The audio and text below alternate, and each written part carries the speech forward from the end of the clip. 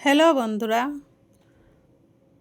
সোনার বাংলা ধানের ক্ষেত, বাতাসে দুলে ফসলের রেত, কৃষকের চোখে স্বপ্নের হাসি, সোনার মাঠে ফসল ফলে, রোদ বৃষ্টির পড়ুয়া নাই, লাঙ্গল খাদে মেঠোপথে যাই, ক্লান্তি ভুলে ফসল ফলাই, দেশের অন্ন জুগিয়ে চলি, সবুজ ক্ষেত সোনালি হলো, নতুন ধানে গড় ভরে গেল, কৃষক ভাই আনন্দে নাচে, ফসলের মাঠে খুশিরই কাছে।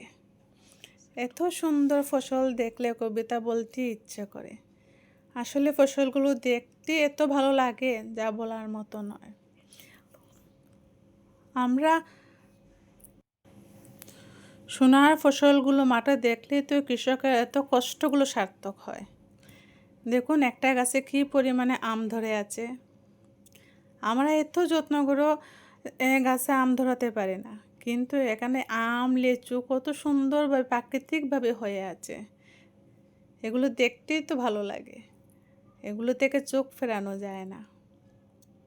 লেবু গাছে লেবু, অনেক ফুল ধরে আছে, সাথে লেবুও আছে। লেবু ফুলের গন্ধে চারপাশ মুগ্ধ হয়ে আছে।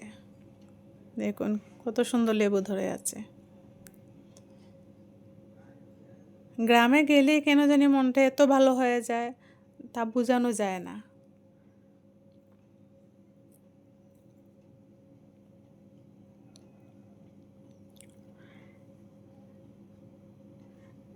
এই ফলটাকে সবাই জানেন কি না জানি না, আমরা এটাকে ডেওয়া বলে জানি। এটা একটা ডেওয়া ফল।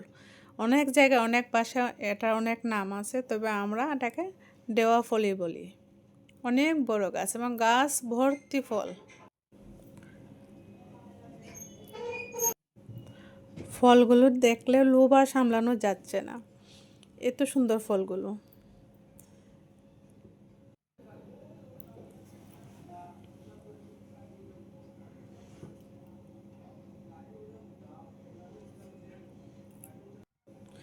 চারপাশে শুধু ক্ষেত আর ক্ষেত।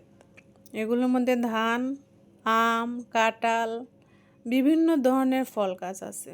তো আমগুলো গাছে দেখলে চোখ ফেরানো যায় না। এক একটা গাছে এত পরিমাণ আম ধরে আছে। লাস্ট অবধি দেখবেন এক একটা গাছে কী পরিমাণ আম ধরে আছে। এটাকে ঠিক কী গাছ বলা হয় তা আমি জানি না, তবে গাছগুলোর পাতাগুলো সাদা, খুবই সুন্দর, সবুজ আর সাদা। দেখতে খুবই সুন্দর লাগতেছে গাছগুলো, এবং ছোট ছোট ফলও ধরে আছে।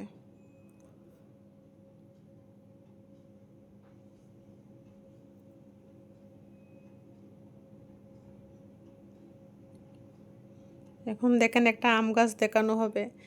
আম গাছে কী পরিমাণ আম ধরে আছে। গাছটায় পাতা দেখা যাচ্ছে না, শুধু আম আর আম। তাই অনেকগুলো আম পেড়ে নিয়ে আসলাম। এগুলো আমি তা